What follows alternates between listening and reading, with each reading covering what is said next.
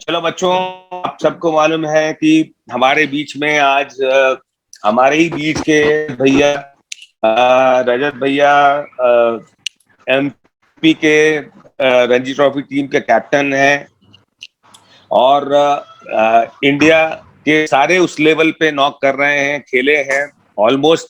हम जब भी बात करते हैं तो हम यही कहते हैं कि इंदौर से अगर कोई क्रिकेट में इंडिया को रिप्रेजेंट कर सकता है तो आज के प्लेयर्स हैं और उतना ही बड़ा पोटेंशियल है उनमें। हमने देखा भी है आईपीएल में अभी, और किस तरीके से रजत भैया ने अपने अपने करियर को अपने आप ग्रूम किया। हम उस पर बात करेंगे रजत भैया से और कोशिश ये करेंगे कि हम रजत भैया ज्यादा सुने, है ना।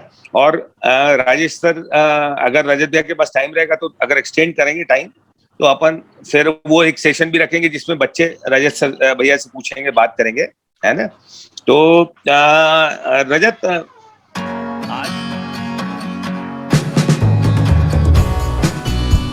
आज आज जो रजत पाटीदार है वो भी जब शुरू किया होगा तो यही छोटे बच्चों से शुरू हुआ होगा। भाई तुम भी पहली बार विजय क्लब जब गए होगे तो कोई ना कोई तुमको साथ लेके गया होगा और वहां से तुमने क्रिकेट शुरू किया।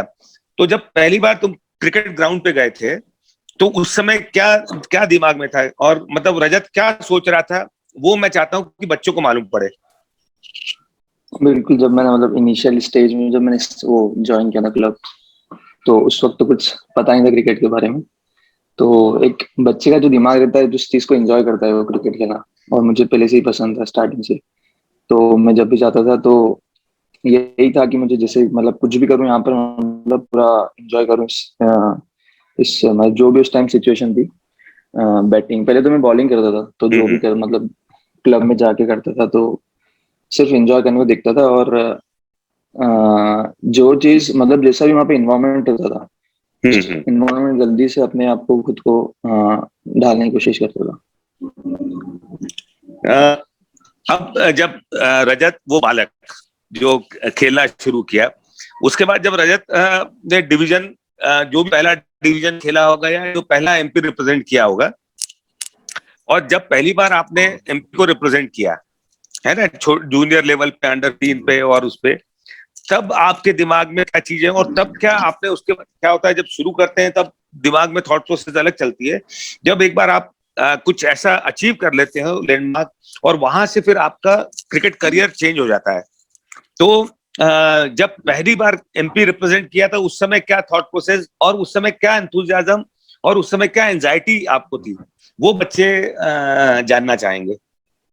बिल्कुल, जब मैंने फर्स्ट टाइम डिवीजन को रिप्रेजेंट किया था इंदौर को अंडर 15 में, तो मैं उस वक्त एज ए बॉलर रिप्रेजेंट किया था। मेरा जो फर्स्ट ईयर था, उस टाइम मैं ऑफ स्पिन डालता था। तो एक वहां से नेक्स्ट लेवल पे मतलब कोई भी जाता है तो बहुत अच्छा लगता है। और एक आप इतने अच्छे डिवीजन को वो रिप्रेजेंट करते हो जो स्टार्टिंग से बेस्ट रहा है, तो एक उसकी भी खुशी थी। और उसके बाद स्टार्टिंग में पहला जो साल था वो एज ए स्पिनर चालू किया था मैंने डिवीजन में। तो फिर जब खेलने लगा उसके बाद मुझे जो उस टाइम हमारे वहाँ पे कोच थे क्लब में, तो उन्होंने बोला था कि तू अपना बैटिंग पर भी ध्यान दे, क्योंकि पहले मैं बैटिंग करता नहीं था। तो फिर मैंने उस वहां से बैटिंग स्टार्ट करी। तो मुझे मतलब इतना डिफिकल्ट नहीं हुआ चेंज करना, क्योंकि मैं बैटिंग को पहले ज्यादा पसंद करता था करना, लेकिन मैं as a bowler good evening. तो फिर वहां से मैंने बैटिंग पर ध्यान देना स्टार्ट किया। तो फिर वो जो डिसीजन मैंने लिया था, मतलब जो सर ने बोला था, उसके बाद जो मैंने डिसीजन लिया था, तो काफी मेरे लिए बहुत अच्छा साबित हुआ।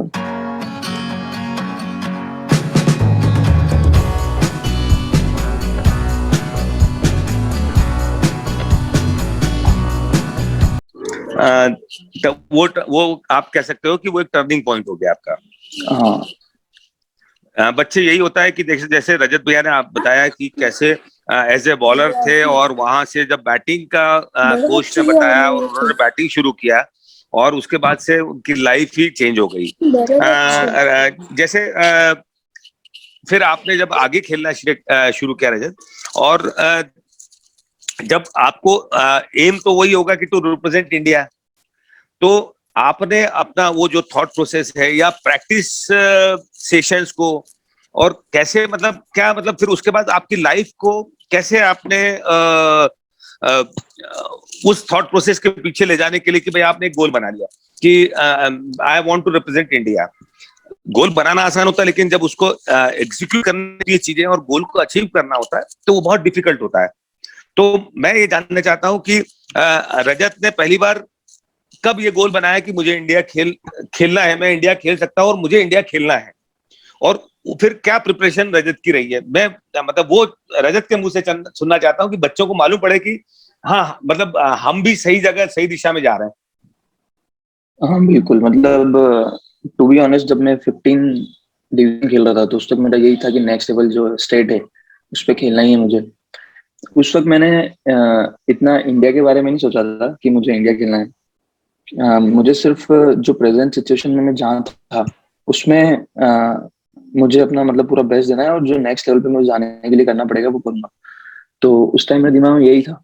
और फिर 19 जैसे ही मैंने मतलब स्टेट टीम को रिप्रेजेंट किया तो उस वक्त मेरा जो बैटिंग स्टाइल था वो नेचुरल था मेरा, जो एकदम हिटिंग हार्ड हिटिंग वाला सिर्फ मैं मारता था। तो 19 तक जो 19 में 2 साल खेला स्टेट को तो उसमें सिर्फ हार्ड हिटिंग करता था। इतना स्किल पर इतना ध्यान नहीं देता जो मुझे वहां से नेक्स्ट लेवल पर लेके जाएगी। 19 से 23 और 23 से रणजी ट्रॉफी और फिर वहां से आगे इंडिया के लिए। तो उस वक्त मैंने इतना ध्यान दिया नहीं क्योंकि मेरे को पसंद था हार्ड हिटिंग तो मैं भी करता था। फिर जब 19 खेलने लगा तो वहां पे बॉलर आने लगे तो धीरे धीरे उस चीज को समझ आने लगा कि यार अगर मुझे ऊपर खेलना है, अगर यहाँ से मुझे ऊपर खेलना है, नेक्स्ट लेवल 23 खेलना है या और उसके आगे जाना है, और उसके लिए मुझे अपने स्किल को चेंज करना पड़ेगा। चेंज मतलब कि मुझे थोड़ा एडजस्टमेंट करने पड़ेंगे। ऐसा नहीं कि मैं जो पहले जैसे खेलता हूँ मैं उसी को कंटिन्यू करूँ। तो मैंने ये चीज सीखी। एक तो मतलब जो बेस्ट पार्ट था मतलब ये लर्निंग का मेरा उस टाइम का, तो ये चीज मैंने सीखी। और जो मेरी प्रोसेस थी पहले वो उसको मैंने पूरा चेंज किया। प्रोसेस में मतलब जो जो चीजें स्किल को अच्छा बनाने के लिए करती है वो सब चीजें मैंने ऐड करी अपनी प्रोसेस में और फिर उसी पे मैंने फोकस किया पूरा। ग्रेट।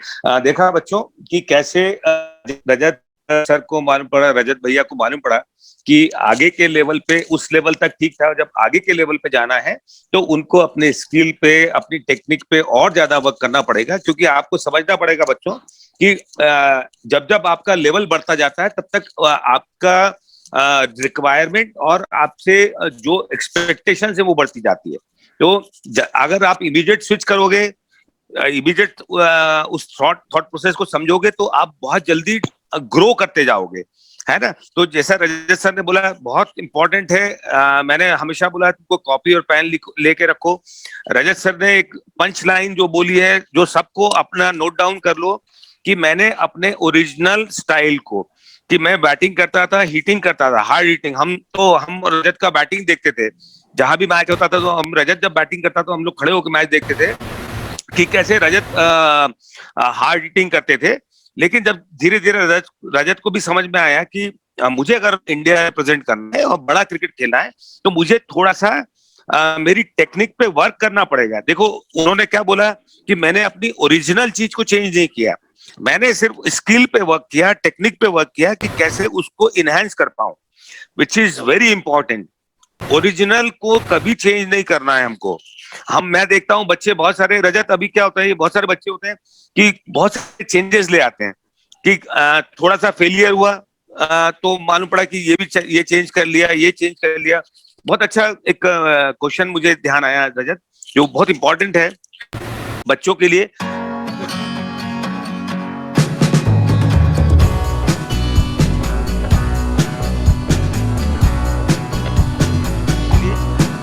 कि ऐसे दौर से आप भी गुजरे होंगे कि जब आपसे रन्स नहीं बने होंगे, है ना, और कई लोगों ने आपको बताया होगा कि नहीं यार तुम्हारी टेक्निक में ये फ्लॉ है, तुम इसको अगर ऐसा कर लोगे तो रन बनेंगे, इसको ऐसा करे। तो उस समय तुमने क्या सोचा और तुम कैसे अपने थॉट प्रोसेस को इंटैक्ट रखे और उसको कैसे तुमने रिकवर किया, वो बहुत इंपॉर्टेंट है ये बच्चों के लिए, रजत। बिल्कुल दादा, मतलब एक फेलियर ऐसी चीज है जो सबके लाइफ में आती है, वो कौन सी फील्ड में हो। और सबसे इम्पोर्टेंट ये चीज रहती है कि उसको आप कैसे डील करते हो। अगर उसको आप पॉजिटिव वे में लोगे तो आप पे इतना इफेक्ट नहीं पड़ेगी। मतलब जैसे अगर मैं भी कभी आउट होता तो मेरे दिमाग में डाउट होने लगता था, लेकिन उस वक्त मेरा एक ये एम था कि जो मैं अपनी प्रिपरेशन कर रहा हूँ वो मतलब कर रहा हूँ अपने खुद को बेस्ट बनाने के लिए। और उस चीज में जो जो करना पड़ेगा वो मैं करता था। और उसके साथ मुझे ये भी पता था कि इसमें बहुत सारे फेलियर्स भी आएंगे, ऐसा नहीं कि आपको इसमें सक्सेस मिलेगी। तो उस वक्त अगर फेलियर्स आते भी हैं तो खुद पर इतना डाउट नहीं करना चाहिए, क्योंकि कितने ग्रेट, अब कितने ग्रेट, ग्रेट बैट्समैन या होते हैं वेरी और ट्रू। कितने कितने ग्रेट मतलब दूसरे फील्ड में भी प्लेयर्स रहते हैं। तो उनके उसमें भी बहुत सारे फेलियर्स आते हैं, लेकिन वो खुद पे डाउट करते नहीं है। उसमें जो उनकी मतलब जो लर्निंग्स होती है उस चीज से आप क्या सीख रहे हो उसको आप अपने प्रोसेस में लाने के लिए मतलब उसको एक्सेप्ट करो फेलियर को। और उसको कभी भी मतलब उससे नेगेटिव नेगेटिव चीजें मतलब उसमें। Very very very true. देखो, फिर अगेन हम एक एक पंच लाइन को पकड़ते चलेंगे। जैसे जैसे बात करेंगे रजत भैया से बहुत सारी चीजें निकलती आएंगी। अब हमने क्या पकड़ा है कि आपको अपनी एबिलिटी पे डाउट नहीं करना है। लिखते चलो बच्चों, पहला लिखा है। अब दूसरा पॉइंट लिखो जो रजत भैया की सक्सेस स्टोरी का के जो इंपॉर्टेंट पॉइंट्स है कि कभी कभी भी अपनी एबिलिटी पे आपको डाउट नहीं करना है। ओके। और उसके बाद उन्होंने क्या बोला कि आपको नेगेटिविटी उस दौरान नहीं आने देना है। You should be positive. आपको कोई भी नेगेटिव थॉट आता है तो उसको आपको दूर करना है। बहुत अच्छे, बहुत अच्छे। मैं इसी में एक चीज और बताऊंगा, शायद रजत को ध्यान हो। रजत उस समय अंडर 19 खेल के आए थे और रजत घुटने का प्रॉब्लम शुरू हुआ था मेरे ख्याल से, है ना? हाँ, वो 19 के बाद। 19 के बाद से हुआ था ना। फिर कुछ हाँ इंपॉर्टेंट तुम्हारा शायद सीनियर डिवीजन का कुछ था और तुमको डिवीजन रणजी था। ट्रॉफी का भी एक रणजी ट्रॉफी का भी एक वो था। हाँ सब ये देख रहे थे कि रजत विल बी मतलब हमारा एक अगला जो स्टार एमपी प्रोड्यूस करेगा वो रजत है, रजत है। तो उस समय बच्चों बताना चाहूंगा कि देखो माइंडसेट कैसा होता है। मैं रजत भैया के माइंडसेट की बता, शायद रजत को ध्यान भी होगा वो। तो मैं रजत ध्यान से है, मिला था ध्यान तो है। मैंने रजत से बोला कि बेटा क्या, तो क्या कॉन्फिडेंस लेवल होता है, देखो ये सीखने वाली बात है। तब रजत ने बोला कि दादा कोई दिक्कत नहीं, मेरा 1 साल ही जाएगा ना। मेरा ऑपरेशन कराया था रजत ने नी का। और उस समय क्या होता है जब आप फ्लो में होते हो ना बेटा, रिदम में होते हो, और जब ऐसी कोई चीज होती है तो आपको थोड़ा सा हिला देती है कि मेरे को तो अब एमपी रणजी ट्रॉफी खेलना है और मेरा ये नी का मेजर ऑपरेशन हो गया तो मेरे परफॉर्मेंस को इम्पैक्ट कर सकता है। लेकिन क्या होता है जब थॉट प्रोसेस होती है, वही थॉट प्रोसेस आपको लेके जाती है।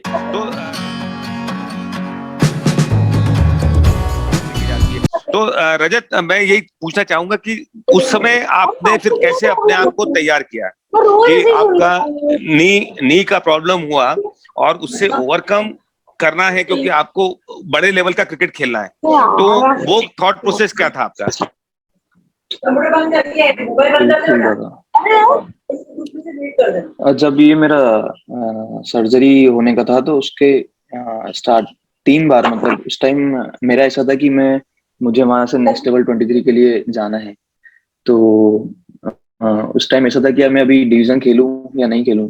लेकिन उस टाइम मैंने थोड़ा खुद को बैक किया। मुझे पता था सर्जरी होनी है और काफी उसमें प्रॉब्लम्स आ रही थी नी में। तो मैंने सिर्फ एक डेज मैच खेलने का वो लिया था, मतलब डेज मैच खेलने के लिए मैंने सोचा था कि सिर्फ डेज मैच खेलूंगा। वो डेज मैच में परफॉर्म करके उस फिर ऑफ सीजन में सर्जरी करा लूंगा। तो उस टाइम दादा आपको याद भी हो, अगर याद हो तो उस टाइम वो टूर्नामेंट जीते थे जब या मैंने उसमें बनाया था कुछ 296। हाँ, यस यस, मैं वही बताना चाह रहा रेस्ट हूँ। Of MP. यस तो यस यस लेकिन यस। उसमें उसमें मैंने एक डिसीजन लिया था कि मैं वो पूरा टूर्नामेंट विदाउट स्पाइक्स से खेलूंगा, क्योंकि अगर मैं स्पाइक्स में नहीं खेलता तो वो पूरा हाँ घुटना हाँ, टूट जाता था। यस, टूट जाता है। हाँ, तो वो मैंने देखो ये रिस्क, यही होता एक है या एक नहीं, वो रिस्क लिया रिस्क था तो मैंने था, उसमें। नेचुरल रिस्क लिया था। और रजत, आप भी एग्री करोगे कि बिना रिस्क और बिना चैलेंजेस के कोई भी प्लेयर बड़ा नहीं बन सकता। बिल्कुल। देखो बहुत इंपॉर्टेंट चीज बताता हूँ ये मैं, क्योंकि ये पूरा एपिसोड मुझे ध्यान है रजत वाला, क्योंकि मैं रजत को मैं शुरू से कहता आया हूँ और आज भी कहता हूँ कि रजत हमारा नेक्स्ट इंडिया प्लेयर डेफिनेटली है। और मुझे शुरू से ही लगता है कि यार इस बच्चे में कुछ अलग है और ये बहुत कुछ कर सकता है। तो घुटने की प्रॉब्लम के बाद जो आज के बच्चे अवॉइड करते हैं, जरा सा कुछ होता है तो वो अवॉइड कर जाते हैं कि नहीं मैं सेफ चलूं और मैं नहीं खेलूं। बट रजत ने उसमें ऑलमोस्ट 300 रन बनाए हैं। कितनी तकलीफ हुई होगी, कितना दर्द हुआ होगा, लेकिन एक जो सेल्फ मोटिवेशन वाली जो चीज होती है, या अपने डिवीजन के लिए या अपने अपने खुद के लिए कुछ करने की जो तमन्ना होती है, वो बहुत इंपॉर्टेंट होती है। तो ये आपको देखो, फिर एक और नोट डाउन करो कि नेवर एवर गिव अप। अगर रजत भैया उस समय गिव अप कर देते तो हो सकता है कि वो टेम्परामेंट उस तरह से बिल्ट हो जाता है उनको। और मैं आप लोगों को बताऊं कि उस समय नी नी के इंजुरी अभी भी मैं कह सकता हूं कोई दिक्कत नहीं है, लेकिन उस समय तक एमपी ने ऐसा फील्डर प्रोड्यूस ही नहीं हुआ था जो रजत उस समय, जो हम लोग, मैं बता रहा हूँ ना, रजत, हम मैच देखने जाते थे तो रजत फील्डिंग करता था तो रजत को फील्डिंग करते हुए देखते थे। पॉइंट पे मैंने रजत को ऐसे ऐसे कैचेस पकड़ते देखा, ऐसे ऐसे बॉल को रोकते हुए देखा है। ये तो डाइव वाइव तो हम अभी लगाने लग गए हैं, लेकिन मैंने रजत को उस समय डाइव लगाते हुए देखा है। और जबकि इंदौर के ग्राउंड्स, आज की स्थिति बहुत अलग है, पर जब पहले की, जब रजत अंडर 19 और 20 थे, तब की स्थितियां बहुत अलग थी। तो इतना टफ आपको अपने आप को बनाना पड़ेगा अगर आपको लाइफ में कुछ अचीव करना है। रजत, अब जैसे फिर हम जब एमपी के लिए हम तैयार हो गए कि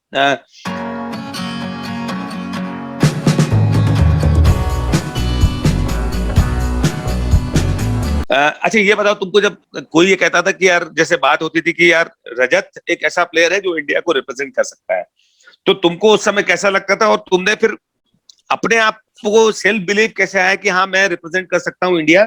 और उसके बाद का जो आपका प्रोसेस है, जो आपने बोला कि मैंने हमेशा प्रोसेस पे ध्यान दिया, आउटकम पे बाद में ध्यान दिया, तो थोड़ा सा मैं ये भी जानना चाहूंगा, बच्चे भी जानना चाहेंगे कि जब रजत भैया को मालूम पड़ा कि आप इंडिया खेल सकते हो और लोग बोलने लग गए, तब आपके माइंडसेट में क्या चेंज आया और अपने आप को कैसे उन सब चीजों को अडॉप्ट करना शुरू किया आपने?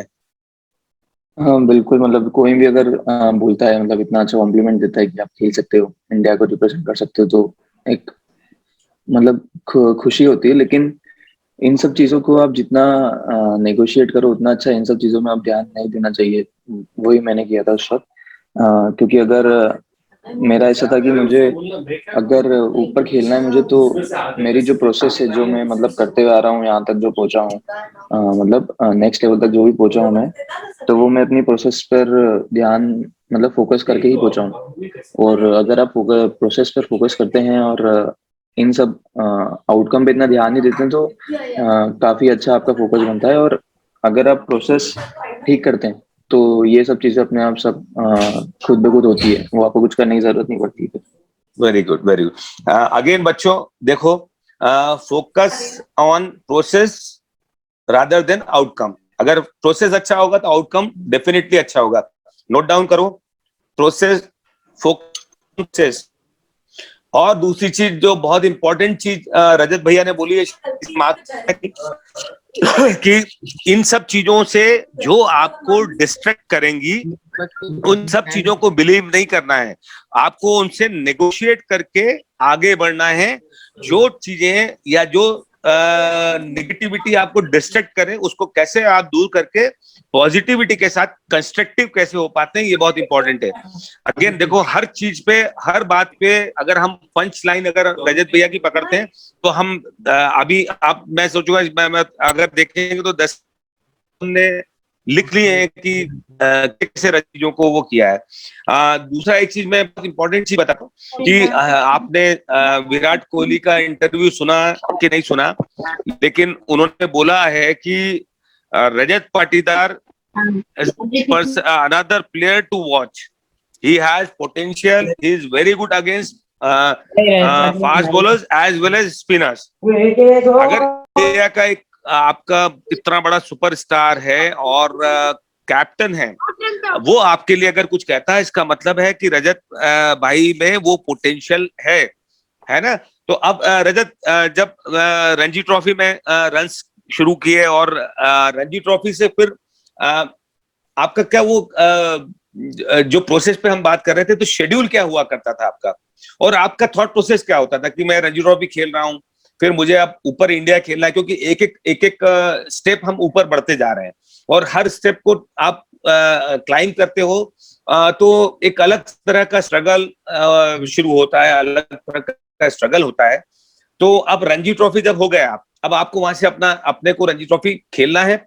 रणजी ट्रॉफी खेलना ही आपका एम नहीं था, आपका एम है इंडिया खेलना। तो अब क्या आपकी थॉट प्रोसेस, और अब क्या आपका जो प्रोसेस आपने बोला कि मेरी प्रैक्टिस सेशन कैसे आप करते थे, और प्रैक्टिस सेशंस को सबसे इंपॉर्टेंट है रजत कि प्रैक्टिस सेशंस को कैसे आप डिजाइन करते थे और मैच के पहले कैसे प्रिपरेशन करते थे, वो मैं बच्चों के लिए जानना चाहूंगा।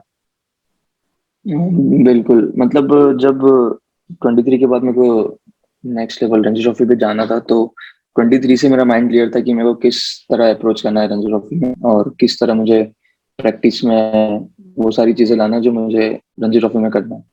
तो वहां से मैंने जो चेंज किया था, सबसे मेरा जो उस टाइम वो था कि जो मैंने डिसीजन लिया कि मुझे बॉल छोड़ना अच्छा आना चाहिए अगर मुझे ऊपर खेलना है। तो 23 के बाद मुझे ये समझ आया वेरी कि गुड, 19 के जैसे 19 के बाद मुझे ये समझ आया कि मुझे अगर डेज में खेलना है तो कम से कम 300-400 बॉल तो खेलनी पड़ेगी मुझे प्रैक्टिस। वेरी गुड, या तो फिर उसके बाद जब 23 उसके बाद मुझे नेक्स्ट लेवल पे जाना था, रणजी ट्रॉफी में जाना था, तो मैं वहाँ पे लोगों को देखता था बहुत स्ट्रगल करते हुए। तो मुझे वहां पे एक चीज समझ आई कि अगर मैं यहाँ पे बॉल, अगर मुझे यहाँ पे खुद को मेंटेन करके रखना है, तो मुझे यहाँ पे बॉल लिविंग मतलब बहुत ही अच्छी करनी पड़ेगी उसके लिए। तो अब उस टाइम में ओपनर भी था, तो मैं ओपनर के लिए सबसे अच्छा काम यही रहता है, सबसे बेस्ट यही रहता है कि आप कितना अच्छा बॉल छोड़ते हो डेज मैच।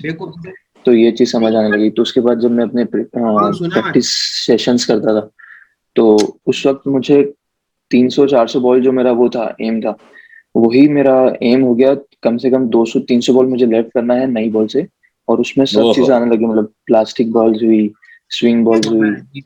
तो मेरा पूरा फोकस वहां से शिफ्ट हुआ बॉल लीविंग पर।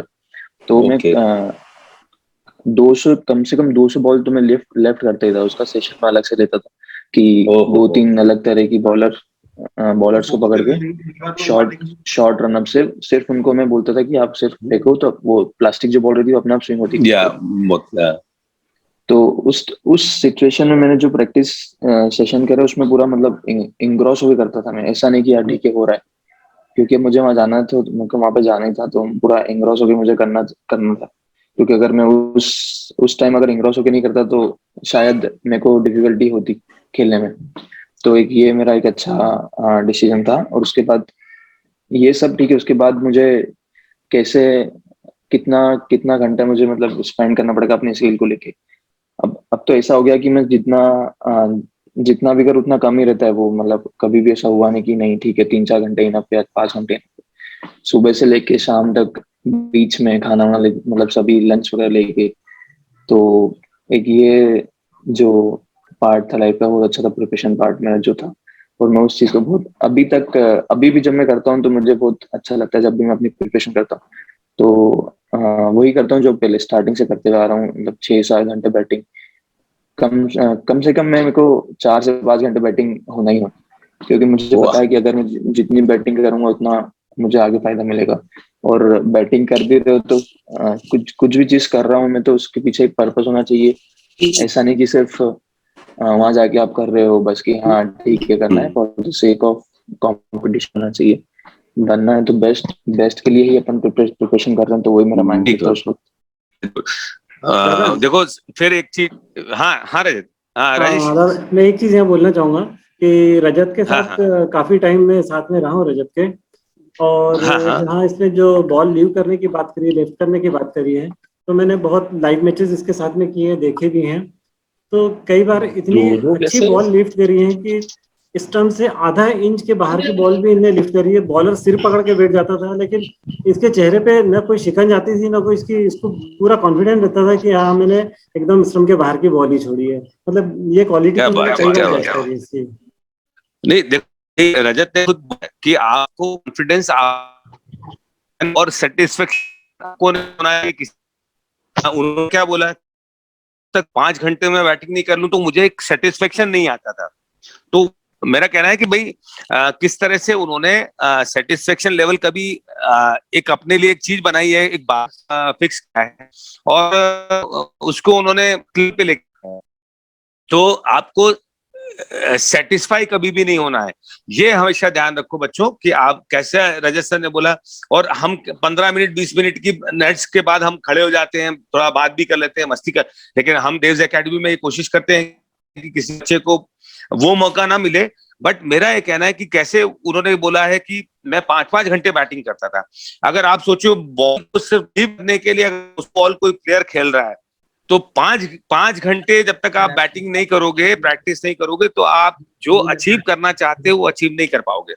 ग्रेट रजत भैया, मजा आ गया आपसे। अब जैसे राजेश ने बताया कि वो कॉन्फिडेंस आपको होता था कि बॉलर सिर पकड़ लेता था और आप हंसते हंसते बॉल को छोड़ देते थे। अब जब आप एक स्टेब्लिश प्लेयर हो गए रणजी ट्रॉफी में, और मुझे ध्यान है कि जब ये चल रहा था कि उस समय कीर्ति चेयरमैन थे, हीरू और कीर्ति थे, तो मेरे से मैंने ही उनसे बात चल रही थी, तो मैंने बोला यार कि आप रजत को कैप्टन क्यों नहीं बनाते हो? तो बोले यार नहीं, वो थोड़ा सा शाय है, उसको हम डिस्टर्ब नहीं करना चाहते, हम चाहते हैं कि वो अपने खेल पे ध्यान दे, और क्योंकि वो ही is asset to any team, मतलब वो एमपी क्रिकेट का एसेट है, तो हम चाहते हैं कि उसको डिस्टर्ब नहीं करें और वो अपने रन बनाते चले, वही हमारे लिए जरूरी है।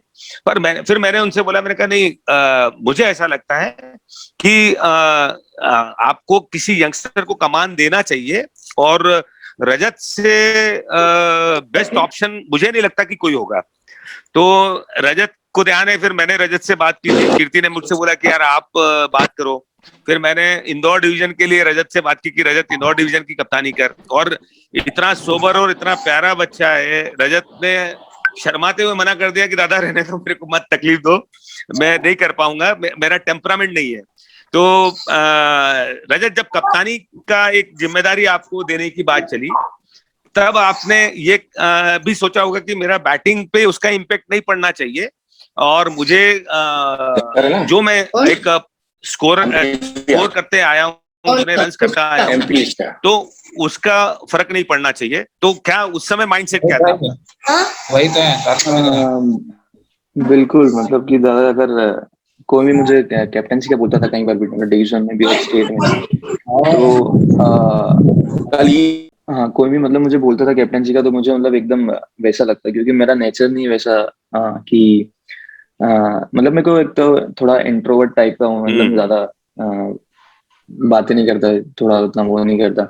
तो एक बार करके देखी भी थी मैंने, लेकिन मुझे इतना मजा नहीं आया करने में जो अथॉरिटी के साथ करते हैं। तो हाँ हाँ। इतना, इसलिए मैंने एक कॉल लिया था कि मुझसे ये नहीं हो पाएगी। तो उस वक्त ये क्योंकि मतलब मना करना भी डिफिकल्ट था, क्योंकि इतनी अच्छी अपॉर्चुनिटी, आप स्टेट को लीड कर रहे हो और ये कर रहे हो। उसके बाद बहुत सारी चीजें मैंने सोची भी कि मैं कर सकता हूँ, ये कर सकता हूँ।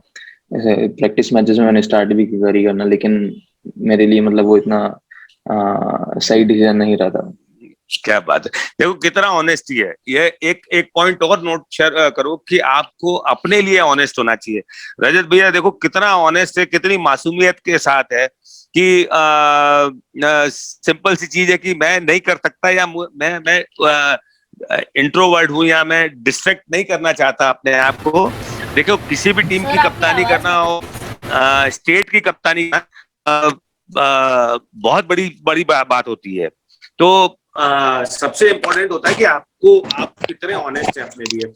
रजत, हम आप बात करते हैं सबसे इम्पोर्टेंट जो तुम्हारी लाइफ का एक बहुत बड़ा टर्निंग पॉइंट मुझे लगता है कि हम 2-3 सालों से देख रहे हैं कि आईपीएल टीम में हमारे बच्चे नहीं है, वो बड़ा तकलीफदायक होता था। जबकि रजत एक्स्ट्रॉर्डिनरी परफॉर्म कर रहे थे, आवेश जरूर थे वहां पे। उसके बाद जो मतलब ऐसा होता है ना कि हम हमारे यहाँ से अगर 4-5 बच्चे आईपीएल के लिए होते हैं तो एक अलग सा इम्पैक्ट पड़ता है। तो रजत, जब आईपीएल के लिए आपको पहले भी आप गए, वो डिसअपॉइंट हुए जो, और जब आपको एक्चुअल में आईपीएल में आपको जब जगह मिली तो क्या थॉट प्रोसेस थी जब आपको गए और आपको सिलेक्ट नहीं हो पाए उस समय, और जब आप सिलेक्ट हो गए तो वो दोनों समय क्या थॉट प्रोसेस थी, वो भी मैं सुनना चाहूंगा। बिल्कुल, मतलब मेरे को सबसे जो बात लगती है मुझे, एक तो ट्रायल्स देना बिल्कुल पसंद नहीं। ट्रायल जब होती है आईपीएल की, वहां पे जाना बिल्कुल पसंद नहीं, क्योंकि वहां पर ट्रायल्स में एक तो पता नहीं क्या देखते हैं, पता नहीं, मुझे भी नहीं पता। तो मेरा एक तो यही फोकस था कि जो भी मैं जो फर्स्ट क्लास के मैचेस खेल रहा हूँ, डोमेस्टिक मैचेस खेल रहा हूँ, उसमें इतना जब परफॉर्म कर दूं कि लोग अलग ही मतलब पहचाने आपको। तो एक मेरा फर्स्ट प्रायोरिटी हमेशा यही रहेगी, जो भी मैचेस खेलूं वहां पर मैं खुद को अलग तरीके से एक्सप्रेस करूं। तो ये था। और उसके बाद मैंने कभी भी इस चीज को नहीं लिया कि मुझे आईपीएल में खेलना है, यार मेरे को हो नहीं रहा है, मेरा हो नहीं रहा है, क्यों नहीं हो रहा है ये, क्योंकि ये सब चीजें अपने कंट्रोल में नहीं है। मैं वो सब चीजों पे ध्यान देता हूँ जो मैं कंट्रोल कर सकता हूँ। वेरी गुड, वेरी जो चीजें आपके हाथ में है, आप उस चीजों उस मतलब चीजों को कर सकते हो, और उस चीज पे ही आप कंट्रोल कर सकते हो। अगर आप दूसरी चीजों पे ज्यादा फोकस करने लगोगे तो आप अपने एम से, आपने जो भी टारगेट किया है, जो भी गोल बनाया है, उस चीज से आप मतलब डिस्ट्रैक्ट हो सकते हो। Very good. अगेन एक और पंच लाइन आ गई है कि कंट्रोल द कंट्रोलेबल्स। हम बोल रहे थे ना कि रजत भैया ने क्या बोला कि ये मेरे हाथ में नहीं था, सिलेक्शन मेरे हाथ में नहीं था। तो मेरे हाथ में क्या था कि जिस लेवल पे जहां मैं खेल रहा हूं, मैं रणजी ट्रॉफी और वनडेज के मैचेस हैं, या सेंट्रल जोन, या जैसे इंडिया ए, इंडिया बी, और प्रेसिडेंट 11, सब जो चीजों जो भी जितने भी मैचेस खेले हैं रजत भैया, तो मैंने हमेशा फोकस वही किया कि उन्हीं मैचेस में रन बनाऊं। क्या बात है, क्या मजा आ गया। अब चलो, एक बैक ऑफ माइंड तो रहता ही है कि रिजेक्शन वाली एक चीज तो होती है, सब हर किसी को बुरा लगता है। तो भाई कोई भी रिजेक्ट होना नहीं चाहता है ना। तो जब आपको रिजेक्शन हुआ तब आपका माइंडसेट क्या था? बिल्कुल, मतलब कोई किसी को रिजेक्ट करता तो बहुत ही खराब लगता है, लेकिन उस वक्त मेरे दिमाग में था ही नहीं कि मैं रिजेक्ट हुआ हूँ या ये हुआ हूँ। मुझे पता था मैं बेस्ट हूँ, मैं जो कर रहा हूँ उस चीज से मैं आगे जा सकता हूँ और जाऊंगा ही। ऐसा मतलब उस टाइम मेरा वो था। ऐसा नहीं था कि मुझे इन्होंने रिजेक्ट कर दिया, मेरा आगे क्या होगा, ये क्या होगा। जो प्रेजेंट में सिचुएशन थी, मैं उस चीज को मतलब उससे फोकस कर रहा था, और ये इतने रिजेक्शन को अपने माइंड में ला नहीं रहा था, क्योंकि मुझे पता है आज जो कल मेरे को खेलना ही है, क्योंकि मुझे इतना कॉन्फिडेंस था खुद पर, और जो एबिलिटी मेरे पास है, मैं खुद पे भरोसा बहुत ज्यादा रखता हूँ हमेशा, मतलब कहीं पर भी जाता हूँ तो। क्योंकि मुझे पता है कोई भी चैलेंजेस आ जाए, भले ही वो सीमर्स को फेस करना हो या स्पिनर्स को चैलेंजिंग पिच पे खेलना हो, तो जो भी चैलेंजेस मुझे आते हैं वो मुझे एक तो चैलेंज जो भी होता है, मतलब उस चीज को एक्सेप्ट करना मुझे बहुत अच्छा लगता है। और उस सिचुएशन में कैसे ओवरकम कर सकता हूँ मैं, तो वो सब चीजें को मैं सोच के माइंडसेट पूरा वैसा बना के करता हूँ। तो मुझे एक ये है कि कोई चैलेंज देता तो मुझे बहुत अच्छा लगता है, और चैलेंजिंग सिचुएशन में खेलना मुझे बहुत अच्छा लगता है। Very good. देखो अब आ गया है कि आई एम द बेस्ट, है ना। रजत भैया ने बोला कि मुझे अपने पे बिलीफ था, सेल्फ बिलीफ है कि मैं आई एम द बेस्ट, है ना। और दूसरी चीज हो गई कि टेक चैलेंजेस। ये दो पॉइंट हो कि believe in yourself, self belief होना चाहिए, और ऑलवेज टेक चैलेंजेस। कि जब तक आप चैलेंज नहीं लोगे तब तक आप पे एक प्रेशर नहीं बनेगा और एक मोटिवेशन नहीं आएगा, सेल्फ मोटिवेशन नहीं होगा कि चैलेंज लेके उसको कैसे आपको ओवरकम करना है, कैसे उसको अचीव करना है। Very important. बहुत बढ़िया रजत, मजा आ गया रजत भैया।